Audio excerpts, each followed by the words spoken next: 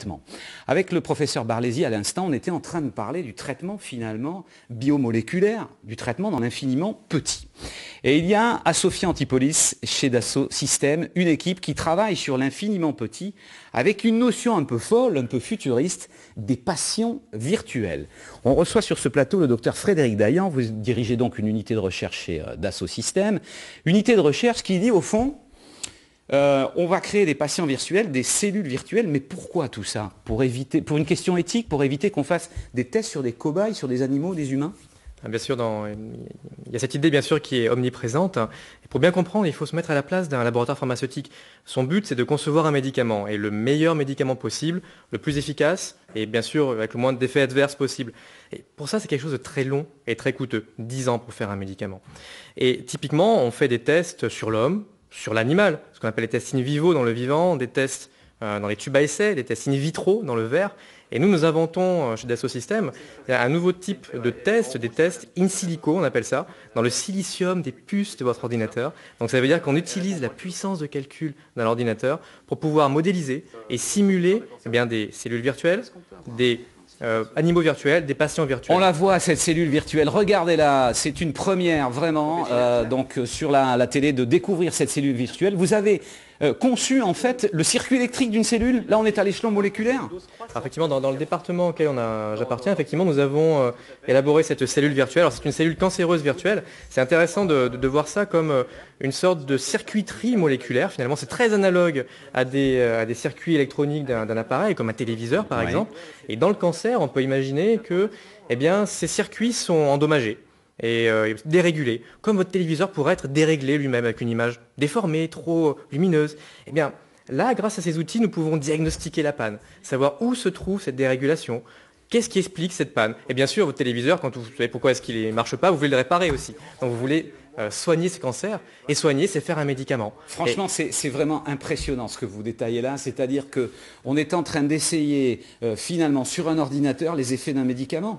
Exactement, c'est le principe du patient virtuel, effectivement. Alors, qu'on peut voir aussi comme en fait un jumeau digital, finalement, votre double, dans la machine sur laquelle on peut faire des expériences virtuelles, tout comme on ferait des expériences dans un hôpital ou dans un laboratoire, mais de façon beaucoup plus rapide, qui donc fera gagner du temps et qui fera gagner de la sécurité dans la création des nouveaux médicaments. Alors, Frédéric Dayan, soyez honnête et clair, ça, c'est totalement virtuel ou franchement c'est possible, ça marche maintenant? Alors effectivement c'est quelque chose qui est une science émergente, effectivement c'est ce qu'on appelle le domaine de la biologie des systèmes, qui est une science qui émerge, et nous avons mis à l'épreuve la faisabilité de ces concepts à travers des preuves de concepts qu'on a réalisées durant les 5 dernières années dans le cadre d'un projet qui s'appelle Biointelligence, un projet qui rassemblait des laboratoires académiques, des laboratoires industriels, dont la vocation était de concevoir cette nouvelle génération de logiciels innovants pour concevoir des médicaments, pour créer de nouveaux médicaments, et nous avons fait la preuve de concept pendant ces 5 ans.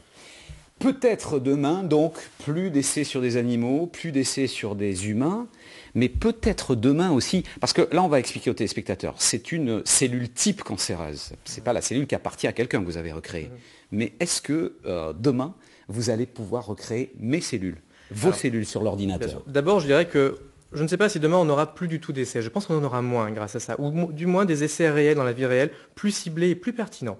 Moins qu'à l'heure actuelle. En particulier, réduire l'expérimentation animale, c'est un enjeu majeur. De coût, mais aussi éthique, bien sûr. Et demain, effectivement, je pense qu'on est en train de connaître une véritable révolution numérique dans la santé, et on est à l'aube de ça. Nous y sautons à pieds joints chez Dassault Systèmes.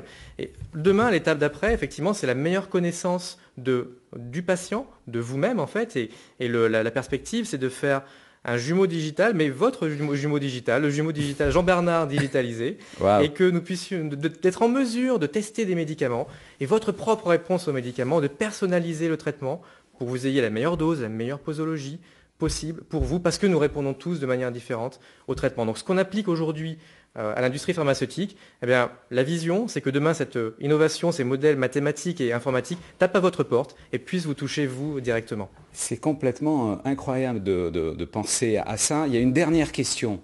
On voit sur Internet, en ce moment, on a entendu aux infos, la possibilité de séquencer. Dites-nous un mot là-dessus, séquencer son génome. C'est-à-dire que chacun va aller faire une analyse et on va être radiographié sur le plan génétique. Qu'est-ce que ça veut dire, ça, Bien séquencer? sûr, le coût du séquençage complet du génome décroît de manière exponentielle. Donc on parle en ce moment du génome à 1 000 $, en fait, pour avoir votre séquence entière. Mais expliquez aux téléspectateurs, ça veut dire quoi avoir sa séquence entière? On aura une connaissance moléculaire, génétique, beaucoup plus précise de chaque personne, de chaque être humain. Et ça, c'est un ingrédient essentiel pour construire le Jean Bernard virtuel. Justement, c'est un élément essentiel.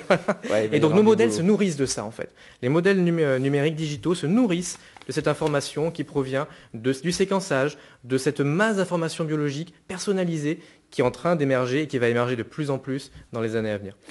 Merci Frédéric Dayan. Donc les équipes de chercheurs, les équipes de médecins, donc mises à l'honneur aujourd'hui en région PACA. Il y a beaucoup de gens qui travaillent, on le voit ici, pour le futur, mais aussi pour l'immédiat. Nous retournons maintenant à Marseille, en duplex de Marseille.